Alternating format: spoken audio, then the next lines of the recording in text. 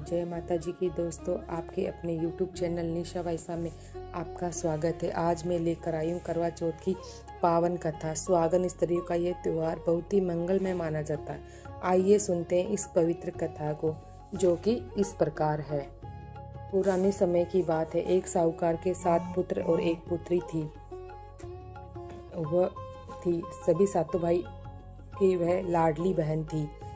सातों भाई उसे बहुत प्यार करते थे, यहाँ तक कि वह पहले उसे भोजन कराते और उसके पश्चात खुद करते। एक बार उनकी बहन ससुराल से मायके आई हुई थी।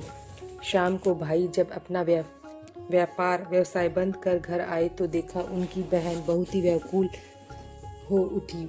सभी भाई खाना खाने बैठे और अपनी बहन को व्याकुल देख उसे खाना खाने के लिए आग्रह करने लगे, लेकिन बहन ने बताया कि आज उसका करवा चौथ का निर्जल व्रत है।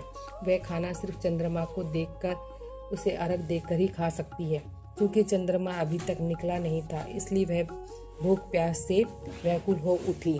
सबसे छोटे भाई से अपनी बहन की ये हालत देखी नहीं जाती और वह दूर पीपल के पेड़ पर एक दीपक जलाकर चलनी की ओट में रख देता है। दूर से देखकर वह ऐसा प्रतीत होता है जैसे कि चतुर्थी का अर्ध चांद उदित हो रहा हो।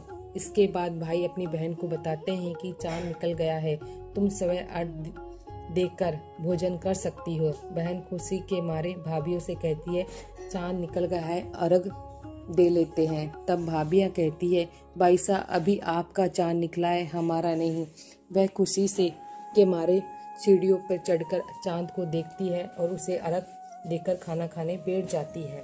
वह पहला टुकड़ा मुंह में डालती है तो उसे छींक आ जाती है, दूसरा टुकड़ा डालती है तो उसके मुंह में बाल निकल जाता है और तीसरा टुकड़ा मुंह में डालने की कोशिश करती है तो उसका पति की मृत्यु का समाचार उसे मिलता वह बौखला जाती है।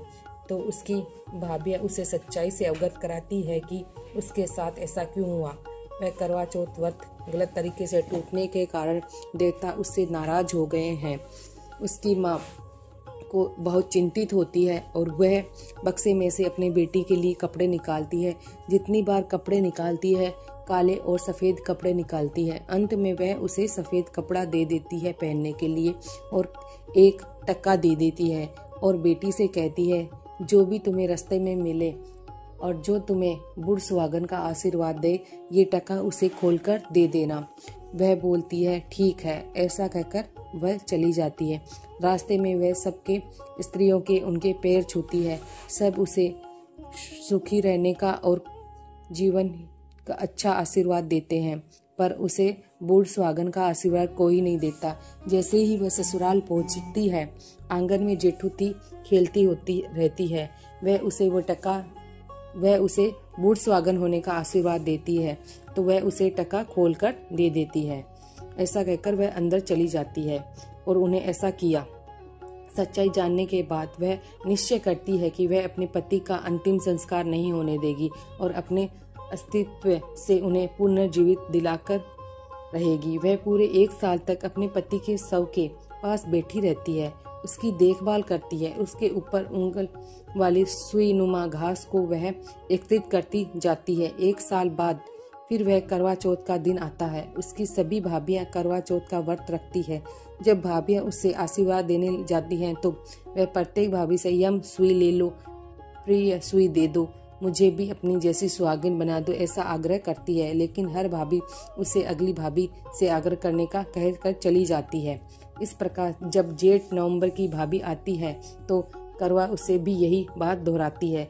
यह भाभी उसे बताती है कि चूंकि सबसे छोटे भाई की वजह से उसका व्रत टूटा था, अतः उसकी पत्नी ने ही सकती है, वह तुम्हारा पति को दोबारा जीवित कर सकती है। इसलिए जब वह आए तो उससे पकड़ लेना और जब तक वह तुम्हारे पति को जिंदा न करे तो उसे नहीं छोड़ना। ऐसा कहकर वह चली जाती है। सबसे अंतिम में छोटी भाभी आती है। करवा उसे भी सुहागिन बनने का आग्रह करती है, लेकिन वह टाल मटोल कर लेने लगती है। इसे देखकर करवा उन्हें जोर से पकड़ लेती है और अपने सुहागन का जिंदा करने के लिए कहती है। भाभी उससे छुड़ाने के लिए नोचती है, कसोटती है, लेकिन करवा नहीं छोड़ती। अंत में उसकी तपस्या को देखकर भाभी पसीज जाती है और अपनी छोटी उंगली में चीर कर उससे अमृत का उसे पति पर मुंह में डाल देती है।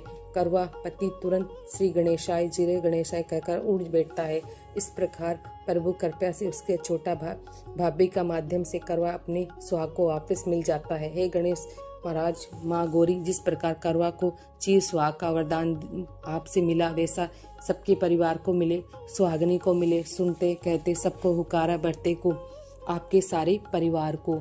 अगर हमारा चैनल और हमारी कथा अच्छी लगी हो तो चैनल को सब्सक्राइब करें, लाइक करें, कमेंट करें, शेयर करें। जय माता जी।